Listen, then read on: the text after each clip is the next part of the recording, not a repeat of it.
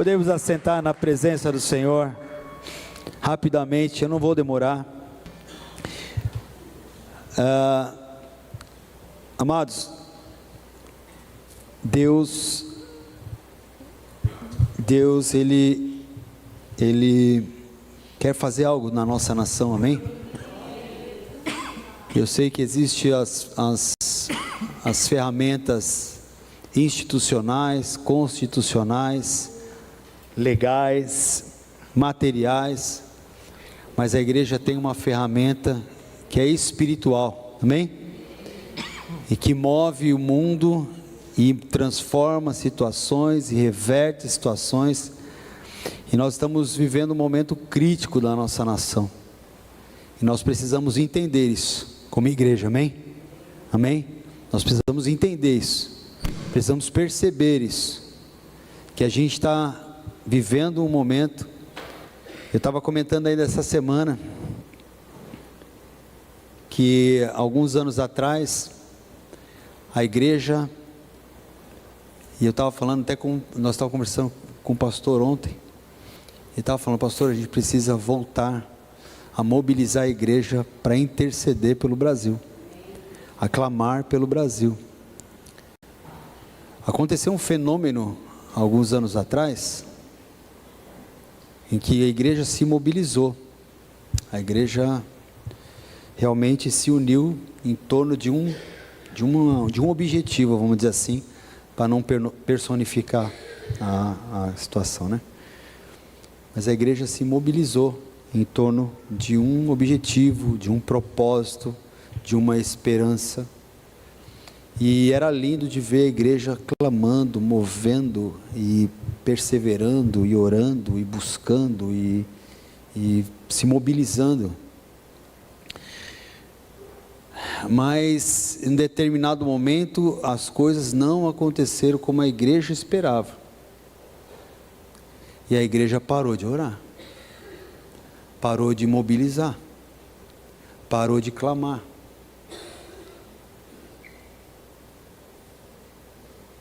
E simplesmente entregou tudo na mão de Satanás.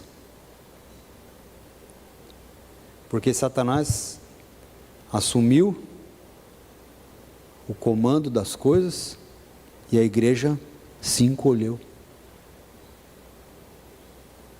E esse é o tempo que a gente precisa retomar a nossa posição como igreja. De clamar, orar, ir para as ruas, levantar clamor nas praças e interceder. Porque a gente está vivendo um tempo, um momento,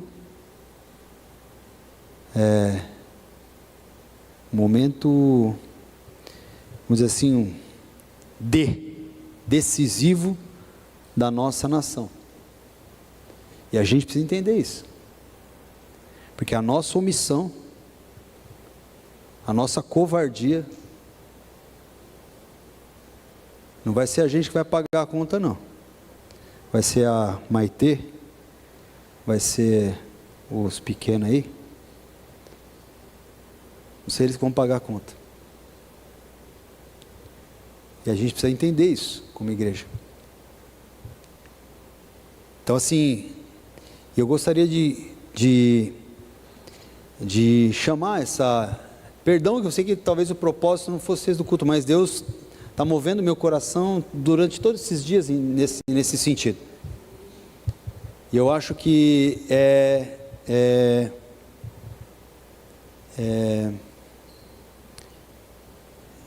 propício esse momento para nós estarmos apresentando isso diante do Senhor, amém? Então que nós possamos clamar, possamos orar. E o tema nessa noite é oração unânime. E a gente está seguindo uma série de estudos, e esse estudo foi o que aprove a Deus que hoje estivesse aqui, né? Que a semana passada era para eu ministrar, mas eu estava viajando. Aí eu pedi para o pastor Carlinhos: troca comigo, por favor. E aí ele pregou o tema que eu iria pregar, não é isso? E hoje, esse tema foi o tema que veio como uma luva, diante de tudo aquilo que Deus já tem ministrado no meu coração em relação ao Brasil. Então assim, Existem vários tipos de oração, e a gente ouve na sociedade que toda unanimidade é... Vocês estão vivos? Tudo bem aí? Tudo bem? Tudo tranquilo? Não dá uma cutucada na pessoa toda assim, irmão, acorda, que ainda é terça-feira só. O que diz o ditado na sociedade? Que toda unanimidade é burra, não é isso? Toda unanimidade é burra, é isso que falam por aí. E é interessante isso, porque a nossa sociedade, ela é uma sociedade de rupturas. Então tudo aquilo que representa algo que vai fechar as pessoas num determinado pensamento ou posicionamento, é rotulado como burro, exceto para aqueles que convenientemente, né? Enfim, não vou entrar por esses detalhes. Mas a sociedade diz que toda unanimidade é burra. Só que a palavra de Deus, ela não fala isso, ela fala o contrário, que a unanimidade e a unidade, ela é poder de Deus. Amém? É poder de Deus. Então, nós vemos que existe vários tipos de oração: a oração individual, a oração pessoal, a oração que nós entramos no nosso quarto, fazemos aquilo que Jesus nos ensinou, aquele que ora, entra ao quarto Pai secreto ouvirá, responderá, recompensará, enfim. Existe a oração pessoal, existe a oração corporativa, vamos dizer assim, né? Que nós oramos, estamos aqui reunidos num grupo de oração, estamos orando juntos. Existe aquela oração de concordância, que uma pessoa ora e todo mundo concorda, né? E, né, diz amém, assim seja, ou glória. E existe a oração unânime, que é quando todos oram juntos em favor de uma determinada situação. E nós vemos isso na palavra de Deus. Atos capítulo 4, verso 24.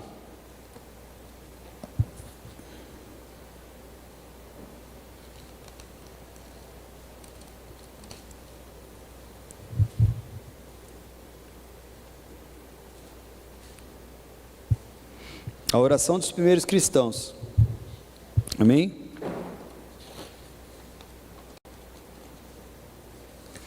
Glória a Deus. O que diz lá? 4:24. Ouvindo isso, levantaram juntos a voz, dizendo: Ó soberano, tu fizeste os céus, a terra, o mar e tudo o que neles há.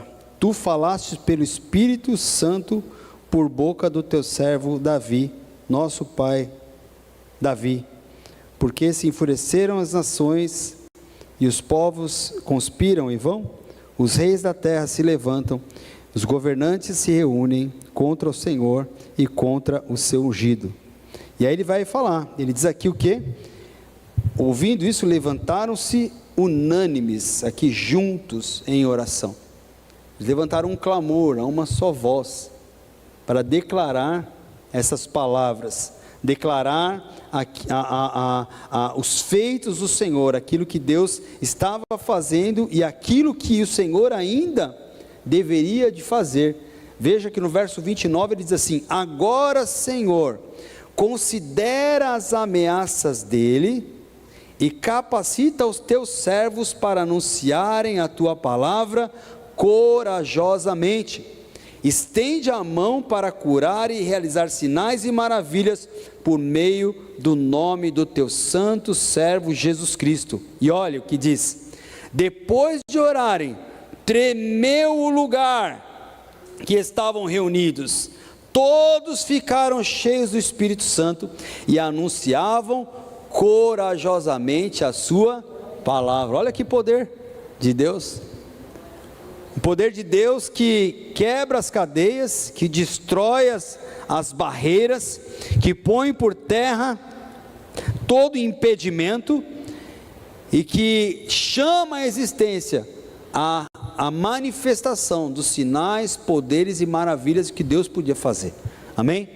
Então veja que a igreja, quando ela se apresenta unânime diante do Senhor, Deus ele se manifesta em poder. Amém? E por que muitas vezes a gente não vê essa manifestação de poder? Porque é simples, nós não nos reunimos de forma unânime. É verdade ou é mentira, irmãos? Não é? Né? Nós não temos esse espírito muitas vezes ao nos reunir, de orarmos em relação a uma determinada situação, a um propósito específico, e clamarmos, e jejuarmos, e batalharmos espiritualmente, para que como corpo, como igreja do Senhor, nós possamos ver a manifestação da glória de Deus, e a obra do reino de Deus se consolidar da forma que o Senhor quer. Atos 16, capítulo 20, olha só um pouquinho mais para frente.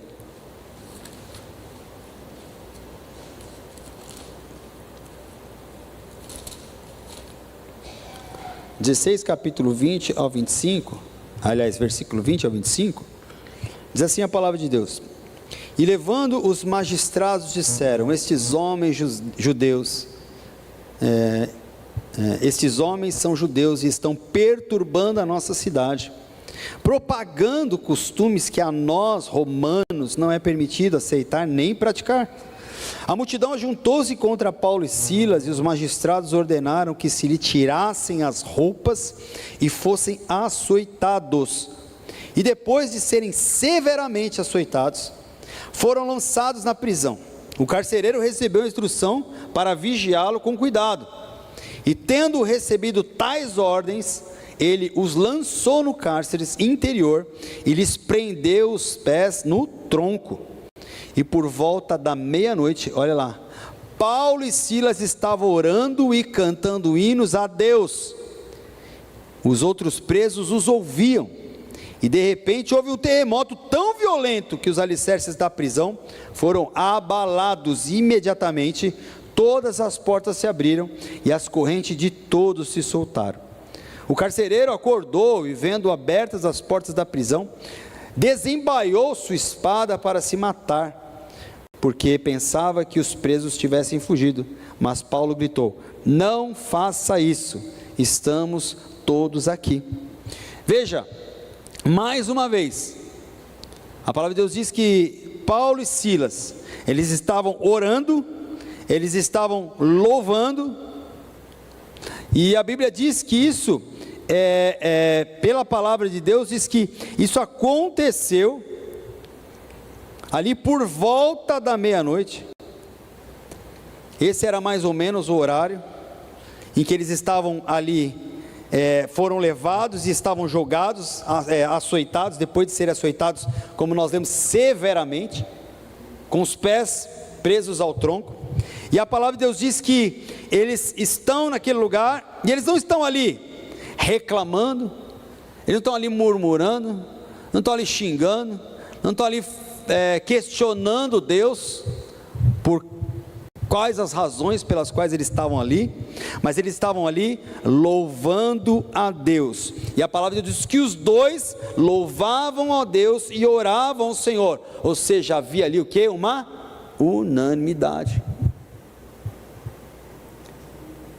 E esse espírito, ele moveu a mão de Deus, e mais uma vez Deus se apresenta e estremece o lugar. Olha que coisa tremenda.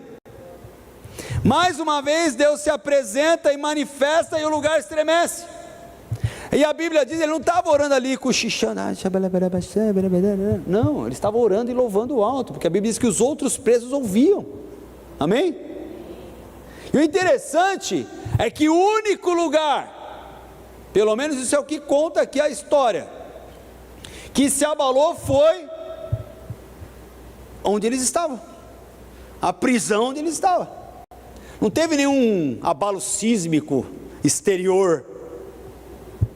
Não, o lugar onde eles estavam tremeu, o lugar onde eles estavam foi abalado, o lugar onde eles estavam teve as portas abertas, as correntes caíram, e a Bíblia diz que eles louvavam e oravam ao Senhor de uma forma unânime.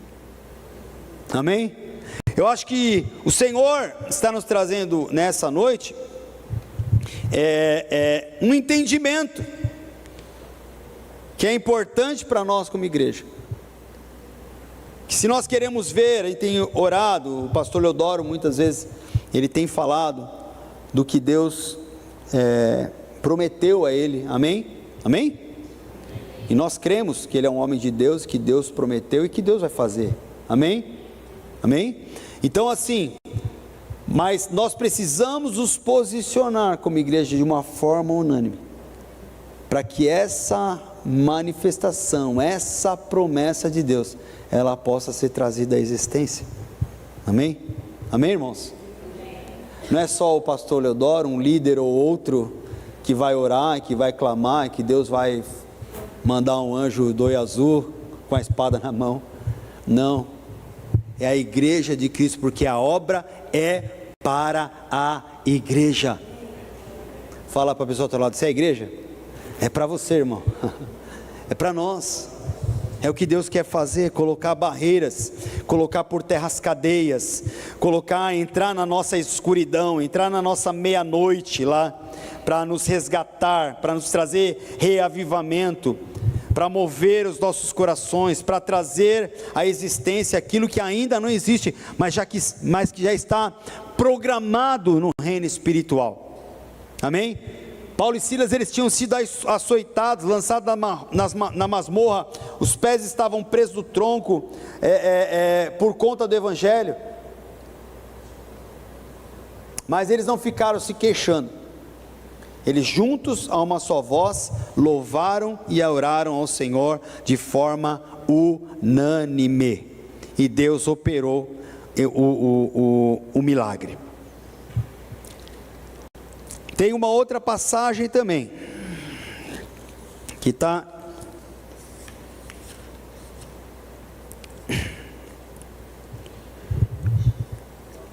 no capítulo 4 também, um pouquinho antes.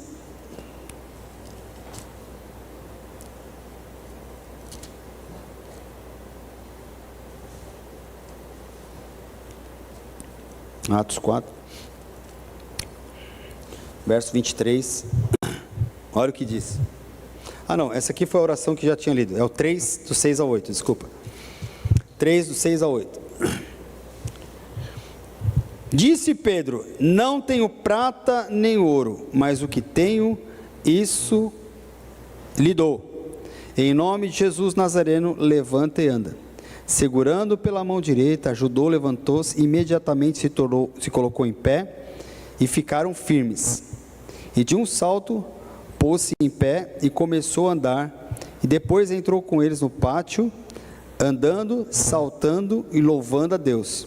Quando todo o povo viu, andando e louvando a Deus, reconheceu que ele era o mesmo homem que costumava mendigar sentado à porta do templo chamado Formosa, e todos ficaram perplexos e muito admirados com o que lhe tinha acontecido, amém? Pedro, ele está à porta, ele e João estão caminhando, estão ali caminhando no mesmo propósito, de forma unânime, se apresentando diante do Senhor, e Deus coloca diante dele aquele homem. E quando aquele homem é apresentado diante do Senhor, ou melhor, diante deles, Deus opera o quê? Um milagre, porque ali havia unanimidade, ali havia unidade de espírito, ali Pedro e João estavam cumprindo o propósito do Senhor, e Deus operou um milagre. Então o que eu quero dizer nessa noite, amados, é que Deus, ele tem algo poderoso para derramar sobre nós, mas é necessário que nessa noite nós possamos entender que o Senhor espera de nós como igreja unanimidade, que nós possamos nos apresentar diante do Senhor com o mesmo propósito, orando pela nossa nação, orando pela nossa igreja local, pela nossa igreja no Brasil, que a nossa igreja no Brasil precisa de clamor, amado, precisamos clamar pela nossa igreja, amém? E às vezes a gente pensa assim, mas isso não é problema meu, o que vocês estão fazendo lá? Não, eu vou cuidar do meu aqui. Não, é a nossa identidade, nós pertencemos, é o pertencimento, nós temos um compromisso, E eu quero nessa noite trazer isso ao teu coração, pelo Espírito Santo de Deus, que nós possamos nos apresentar nos nossos cultos de oração, de uma forma unânime para clamarmos, orarmos pela nossa nação, orarmos pelo nosso país, orarmos pela nossa cidade, orarmos pela nossa igreja, orarmos pelos líderes da nossa igreja, orarmos pela nossa igreja nacional, porque dessa maneira Deus ele vai romper e nos conduzir ao milagre, vai chacoalhar o inferno, vai destruir as cadeias, vai desfazer as correntes, porque Deus tem pressa em operar através de nós, amém? Eu quero convidar você nesse momento a dobrar o seu joelho onde você está,